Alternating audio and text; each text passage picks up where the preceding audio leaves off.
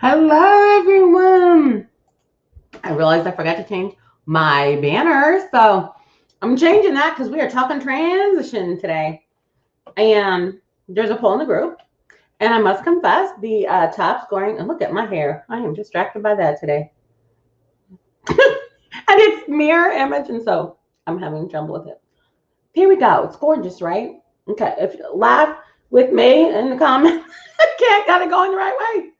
Um, anyway, laugh with me in the comments if you've ever had that kind of moment when you get on camera. Um, it's good to laugh, right? So if you're here, say hi. Put your name because StreamYard won't let me see who you are until later when I can check the Facebook comment. And so I'd like to know who you are so I can give you a shout out. But today we are talking employment transition. And I must confess that the top score in the poll was actually education transition. However, when I popped on here not early enough, I cannot find my employment resource that I wanted to share. So instead, I am going to talk about employment transition, which was the number 2 score. And I will share my education transition assessment support at a later date. So I actually love transition. I think it is one of the best things I get to do with my students because I get to learn so much about them, their hopes and their dreams. And it helps us create a plan to help them be successful throughout their education and beyond, which is the goal of everything. We want all of our students, no matter where they are when they're with us, to have the most independent, successful life they can once they're out of school. And so that's what transition assessment is all about. And depending on where you are, you have to do different things at different ages. And sometimes what I find about the transition assessments that we do is they're kind of boring. You ask a bunch of questions or you send them to some kind of survey to fill out answers because it's just kind of another time suck. Get annoyed with at times as special educators. But if it's done right, it can really be the best place to springboard discussions for a student and help them discover what they were born to be. And I wish somebody had helped me discover that. I had to figure it out on my own. And so I have created some anti-boring assessments for transition. And the one we're going to discuss today is for employment transition. So let me just hold up. Because I know I'm supposed to be live in the Facebook group. That's why I am. And I'm going to pull my document up. I'll just go through a few things. Yeah. And if you're watching on replay, please put hashtag replay so I know that you're on the replay. And then if you are watching live, you can put hashtag live to let me know you're here live. And I'm going to share my screen in a moment here and go through what I call an anti-boring employment transition. And what I mean by that is it's just a little bit more engaging for students and they have more opportunities to really learn and show instead of just answer a bunch of questions. And not that the questions are necessarily bad, but they're not exciting. And my kids, when I started using this with them, give me much more detailed answers. And they actually say they like doing it and they can't wait to do it again. Because each year we go back to it, right?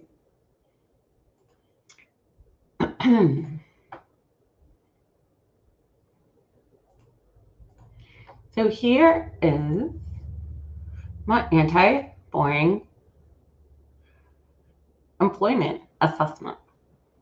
These are the areas that I take kids through. And what they end up with at the end is instead of these red buttons here, they end up with this blank page that is all filled up with all of the answers of these questions for them. And so they start here on this page, and when they click something, it takes them to the page. Oh yeah, I have to be in present mode so you can see that. So let me get that going for us. There.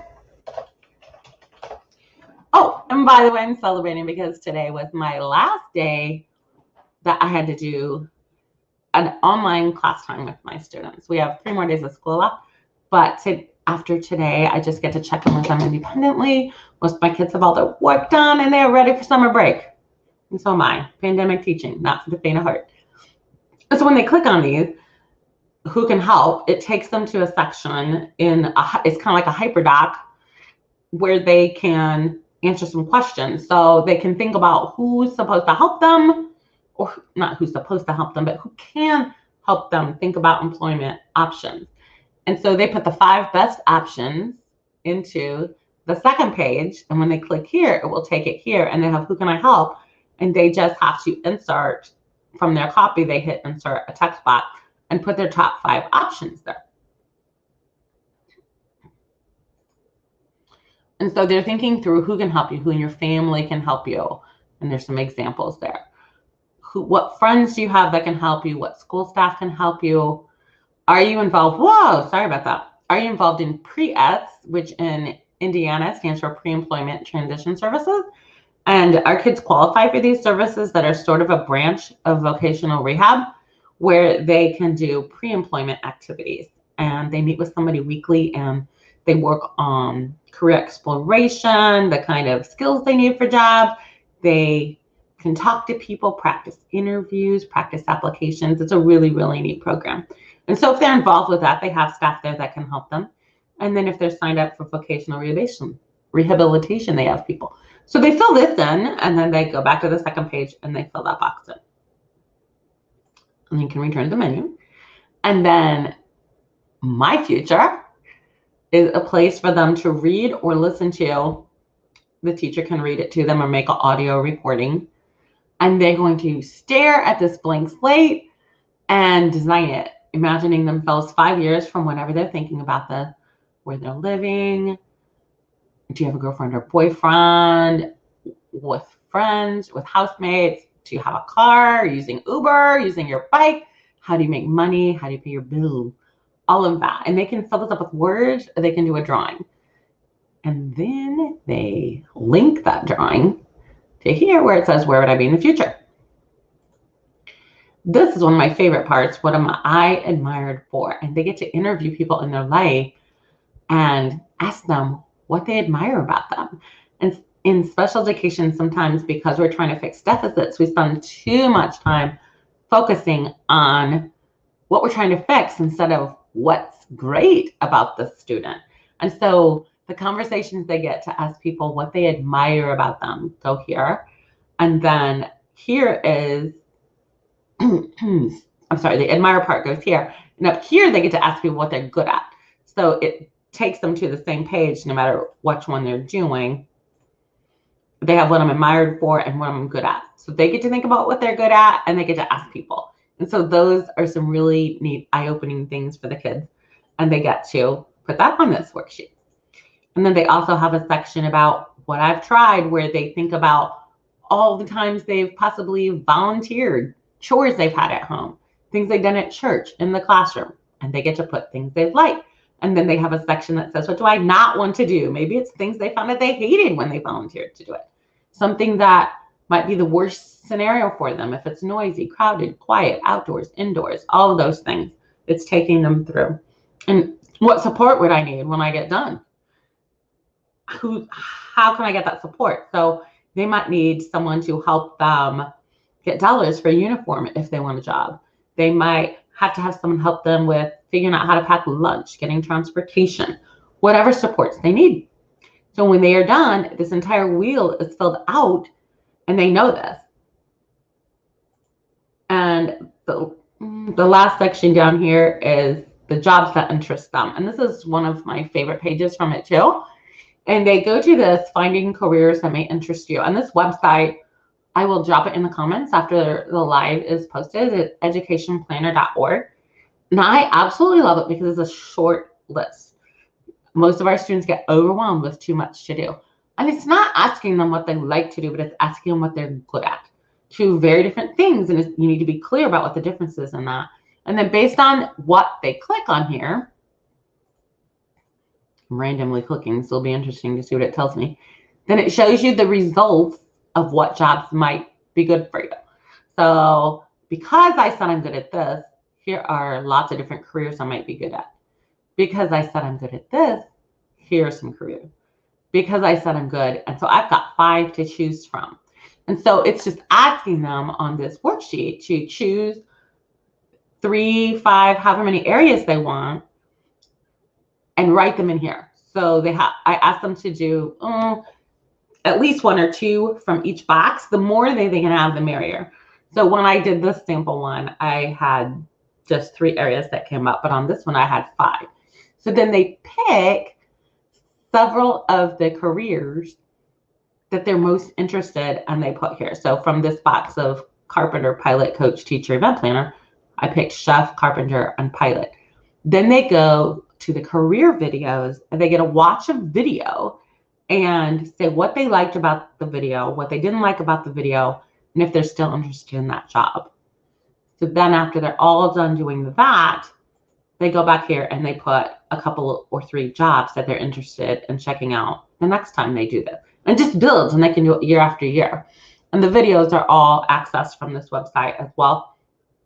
And then go over here and it says career videos.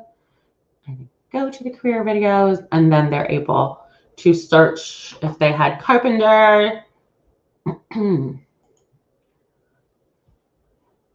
There's a search. I don't know where the search button just went. There. Oh, here we go. So if I search carpenter up here, then I'm going to get all kinds of listings for carpenters. And over here, I can filter it by videos. So I could say a generic carpenter video, or I could say cabinet maker and bench carpenter, and just choose video. They're very short, and all of them have transcripts, which is really nice too. So if students need those accommodations to help them, it's all right there for them. And most of the videos are 3 minutes or less. They get to watch somebody doing the work and reflect on that.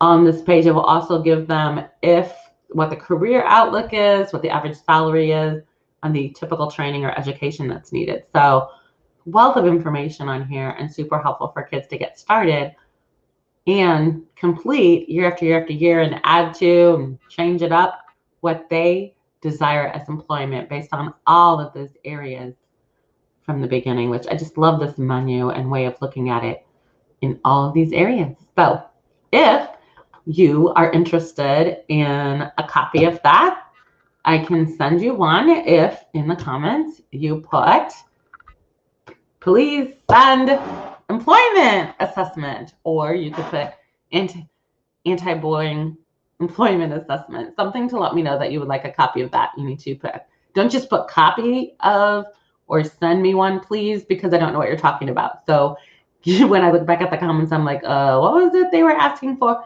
So just make sure you put a comment that makes it clear that you would like a copy of the career assessment, and I'm happy to give that to you.